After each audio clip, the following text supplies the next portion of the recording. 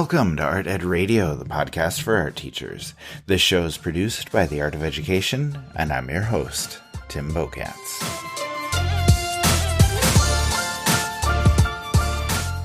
We all have that medium that we don't love, or maybe we're not quite comfortable enough with. And for me, it's watercolor. Watercolor is a paint that I find a little bit intimidating, and I'm trying to get over that. I'm trying to learn to love it, but I just can't do it. And I'm really not sure why. I have been the most experimental with watercolor, like more so than any other paint I've worked with. And I always want my students to experiment with materials, and watercolor really fits that bill. It's a great medium for kids to explore, and it should be something that they love as well. But here's the problem. Nobody loves it. Like, my kids never love working with it, and I've never loved teaching it. And that begs the question, do my kids not like it because they're following my lead? Or is this just a medium that nobody likes to deal with? And my other question for all of the art teachers out there, is there anyone out there who actually enjoys teaching watercolor? Now, I'm sure there are, obviously, but I definitely don't know them. Everyone that I talk to kind of begrudgingly breaks out the medium because they feel like they have to, but no one is embracing it, and no one has a great system for what to teach and how to go about it. So today, I want to figure this out. I'm asking for help. Andrea Slusarski is back on the show, and she's going to try to convince me that I need to love watercolor and that I can love watercolor. I think that's going to be a tough lift for her, but we'll see what she can do.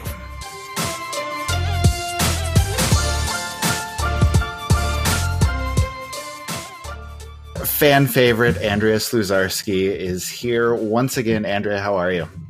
Fan favorite, cool.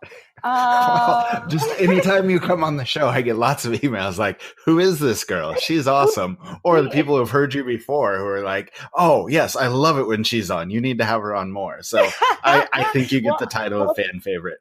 Oh, sweet. Well, thank you. I'm doing great. I'm excited to chat tonight. I wanted to have you on because I need your help with something. I'm trying to learn to love watercolor, and I'm honestly really trying, but I just can't get there. And so I know you love it. I'm hoping you can help me. So let's start with this. Like, what do you love about watercolor? Okay, what do I love? And I want to just put a disclaimer out there. There are some times when I'm super frustrated with watercolor as well. That's watercolors.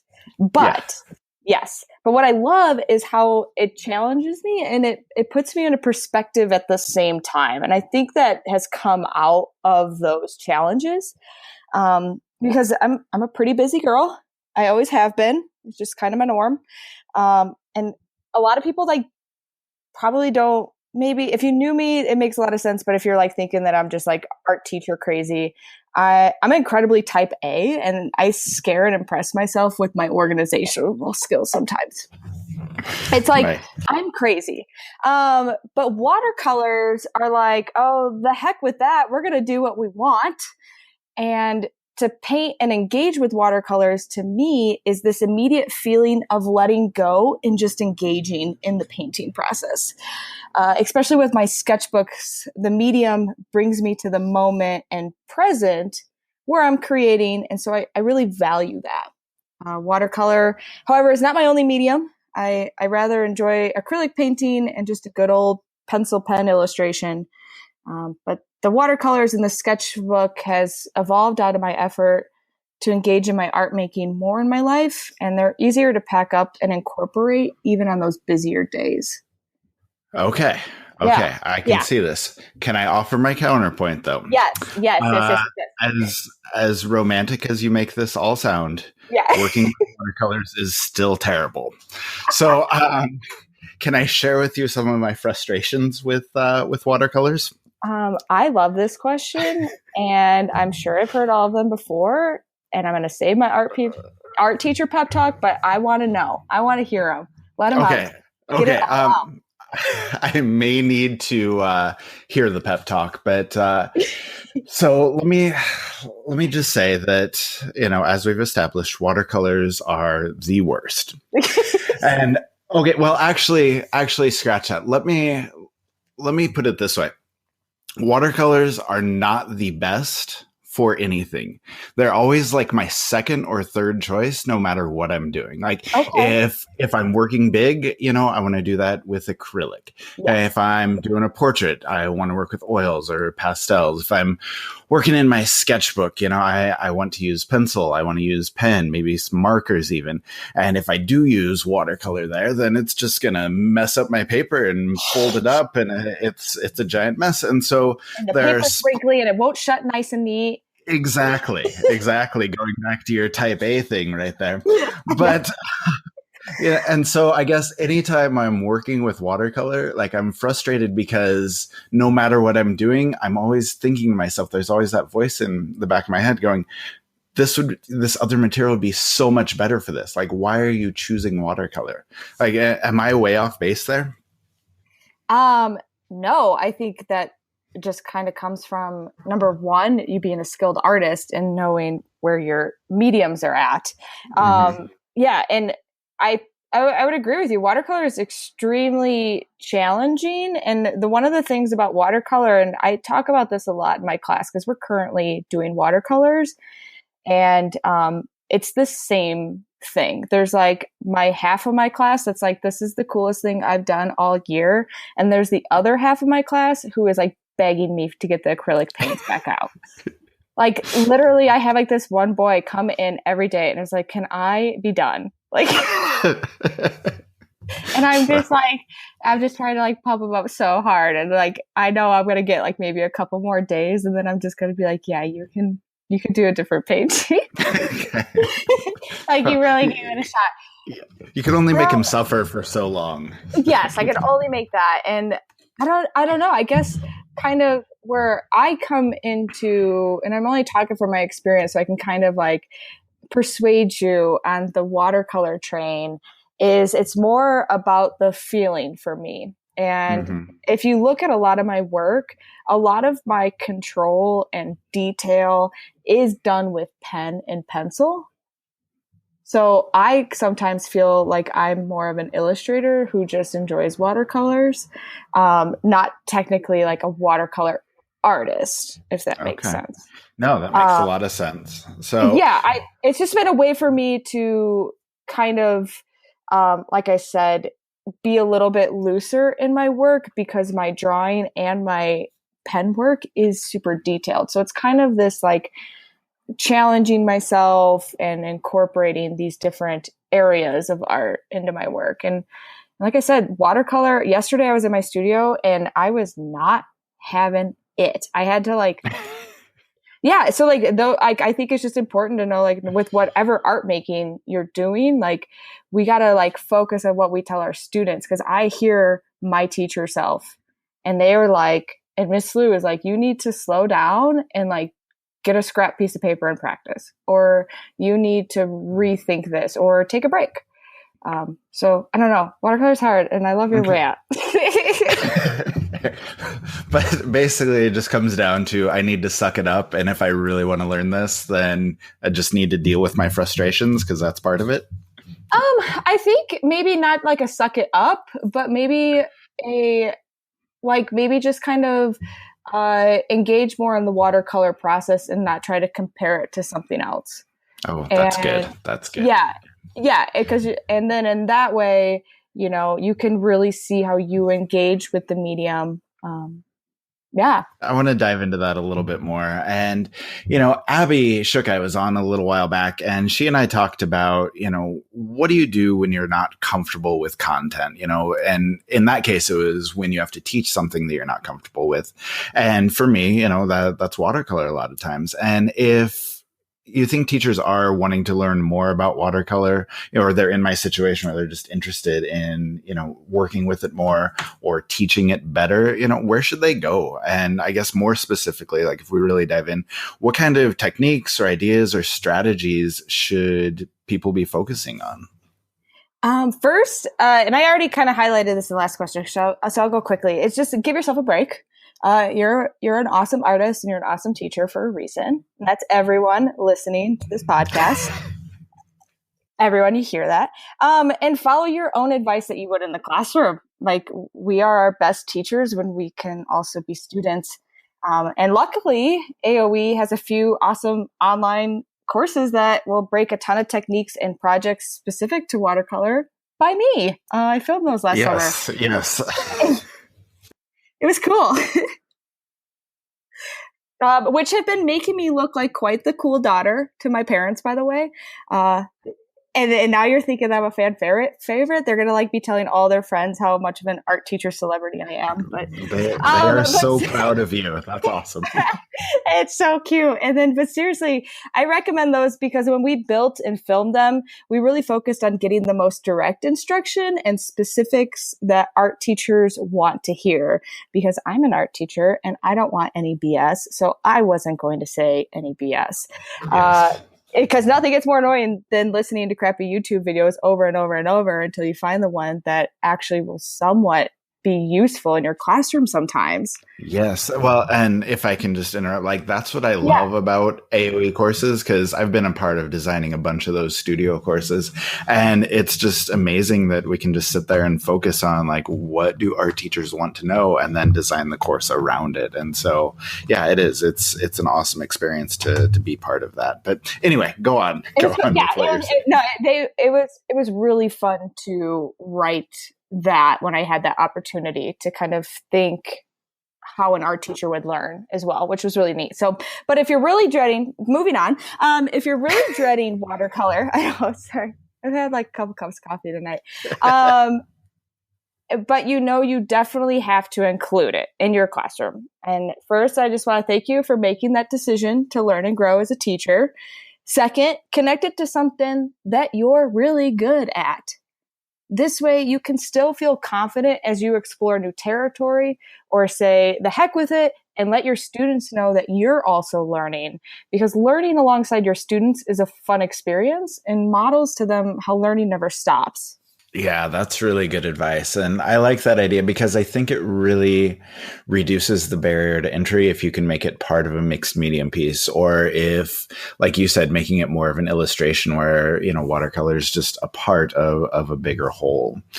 Find your strength so that you have some comfortable part to it. Yeah, that makes sense. But I also wanted to ask you another thing that Abby and I were joking about in that episode, but I think is probably worth exploring here is the direction you go when you're teaching watercolor, because everybody does the same 12 exercises where we're going to have a wash in this box and then wet on wet in this box. And then we'll do a resist. And then if you get real fancy, we're going to sprinkle some salt and see what that effect is. Okay.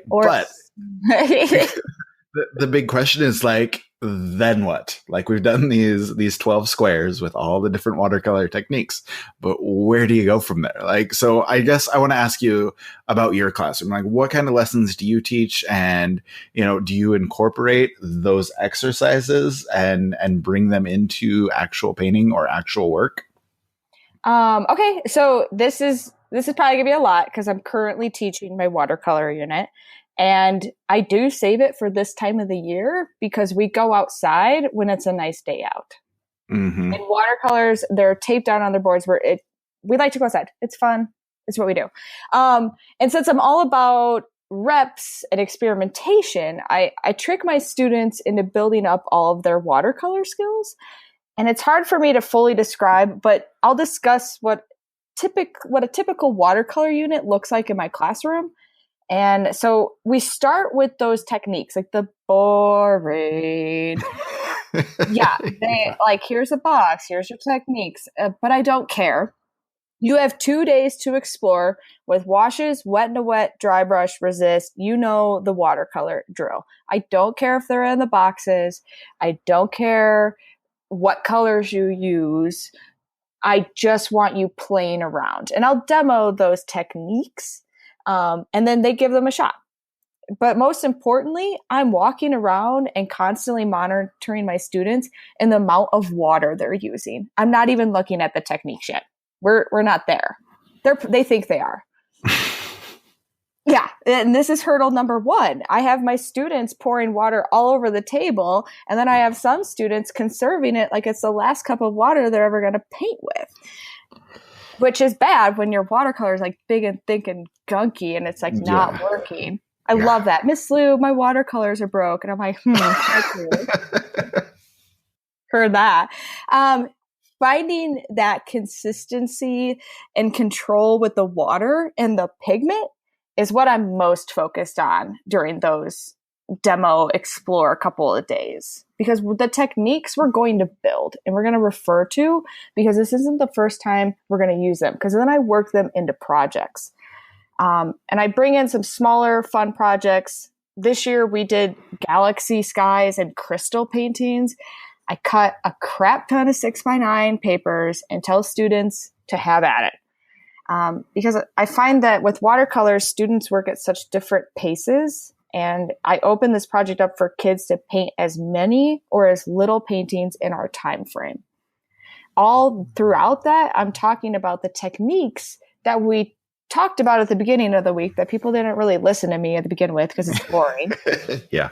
I know that. But then I repeat it. So we're doing our galaxy sky, and the first stroke that you need to do is a wet into wet stroke. And then we're going to let that dry.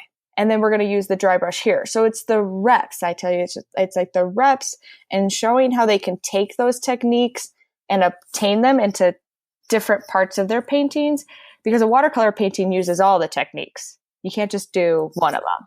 Yeah. And I think that's good to give kids a little bit of context, as far as which techniques can go where. And I think that's something that a lot of teachers are looking for. But, I want to ask you something else. You say you're cutting all of these little tiny papers and just letting kids go with that. Like, do you care what they're painting there? Like, are they doing still lifes or landscapes or portraits or anything in particular? Or is this just a time where kids are experimenting and exploring and, like you said, like getting those reps in? It's a little bit of both. So with the smaller projects, I do focus them, like I said, with the galaxy sky or the crystal painting, or we've done cool Zentangle exercises. And the purpose of these, and the reason why I have a direction, is because I want students to feel confident. Have you ever painted a watercolor night sky, Tim? I have not. You need to come to my studio and we're going to paint that. And then you're going to think that you are the coolest watercolor painter in the whole world. All right. That sounds like a deal. Yeah. And like that takes a little bit of like the watercolor frustration away, because you just made a cool galaxy and you got to splatter paint some stars and make a big old mess. And that was all you had to do today in painting. And it's fun. So I give them some direction. I do collect like a formative grade. So I will give them a time frame. We have the next 4 days in class to work on these different types of paintings. You choose your own adventure, because they all have the techniques I want them to practice. And then they feel like they have a little bit of freedom, and then they work on those. And I'm like, pick your favorite two and turn those into me. And that's what I'm going to grade. Yeah, that's really cool. And I think that choice and that exploration is huge when kids are trying to learn. But I guess, one last question for you. Okay. With watercolor leading to so much frustration, like even when you are painting amazing night skies and all of that cool stuff, how do you make it fun? Like, how do you make it enjoyable for the kids? Like, do you have an example of something you're doing to make painting with watercolors more fun for your kids? Yeah. And so this year I wanted to add more to my landscapes, because the same thing happened in previous years. I had half of my class super into it. The other half did it in like a day and they were over it. So I wanted to spice it up a little bit, and I created landscape element days. And so each day, we're currently towards the end of our project and it's getting really fun. I demoed and discussed how to create various elements of landscapes using watercolors. We did clouds, trees, plants, grasses, rocks. And yes, I put every Bob Ross quote that I possibly could into every single demo. Yes. I was like, I have some quotes for you guys. And then that helped. We turned I turned it into a contest. It's the end of the year. Like, can we blame kids for having like a little like ants in their pants and like wanting to be outside and not be frustrated? I don't. So we are actually doing a Bob Ross original painting. And the trick here is, can you accurately draw and paint an original Bob Ross painting using watercolors? And I love this. All of the kids are super into it. And the winners get their very own Bob Ross official socks. And the competition is hot in my classroom. I can imagine. I don't want to interrupt, but I'm going to anyway. Have you played the Bob Ross board game, the Art of Chill game? Okay. Yes, I got it for Christmas, and we play it all the time. Make sure that's part of your classroom, because I think it's vital to a good understanding of Bob Ross. But anyway, go on. I need to hear about. Arguing over they don't have enough titanium white resources in the board game. I'm a happy art teacher because. And so the cool thing about this project is we did all of those elements in like fun little demo days. Here's a bunch of clouds. Here's a bunch of these. And because we practiced our techniques again, they know how to mix those colors and values and techniques because I showed them. We talked about our colors together and we practiced them all individually. So their final work is just being able to piece all of those individual demos together into one painting, which has been a really fun conversation because kids pick their Bob Ross originals. So now we're like Googling Bob Ross originals for a day. And we're talking about, well, how do you think you're going to paint these clouds? How do you think you're going to paint these trees? And why is that going to be different than the background? And all meanwhile, we're using landscape techniques. They're building these up. But there isn't that fear of like having to make this perfect landscape because Bob Ross already painted that for them. They're just focusing on the colors and the watercoloring because that's hard enough. Yeah, and if they do it well enough, they're going to end up with some Bob Ross socks. So it doesn't get any better than that. Yeah, they get Bob Ross socks. It's pretty cool. One of them is like got a bunch of pine trees and says happy little trees everywhere. So I love it. I love it. I kind of want to enter this contest, but I know I'm probably disqualified, but that's okay. Hey, so I think that is a great place to leave it. So Slu, thank you so much. It's always awesome to talk to you, and we'll have to have you back on again soon. I can't wait. And as Andrea mentioned, there are a lot of great opportunities for you to improve your watercolor skills. First, AOE has a studio painting with watercolor course. You can learn more about watercolor while creating your own art and finding new ideas for your classroom. Okay. Would be perfect for somebody in my situation right now. And, if the podcast and this 20-minute discussion isn't enough for you, really want to dive deep, that's a really good opportunity. Okay, we also have 2 great Art Ed Pro learning packs. One is called Getting Started with Watercolor Painting, and the second is called Exploring Color Theory Through Watercolor. And guess who's the facilitator for both of those pro learning packs? The one and only Andrea Slusarski. So you can find more information about AOE's courses and Art Ed Pro at theartofed.com. Now, I like a couple things that she said. First, she's not necessarily a watercolor artist. She's an artist who happens to work with watercolor. And I think that's a good approach. You can look at it as one of the tools you have. Okay, just one of your options.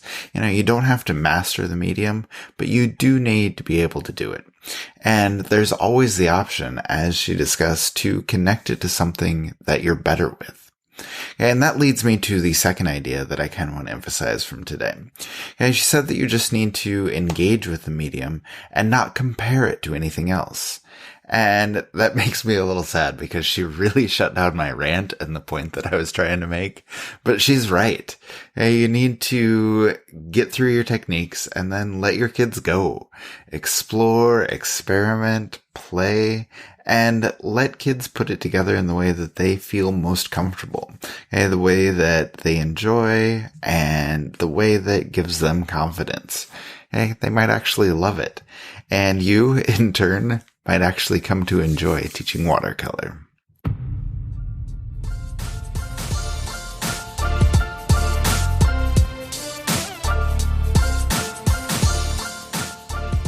Art Ed Radio is produced by the Art of Education with audio engineering from Michael Crocker. As always, I love you to sign up for our email list. It has been going crazy every week with more and more people adding, so I feel like I just need to keep talking about it.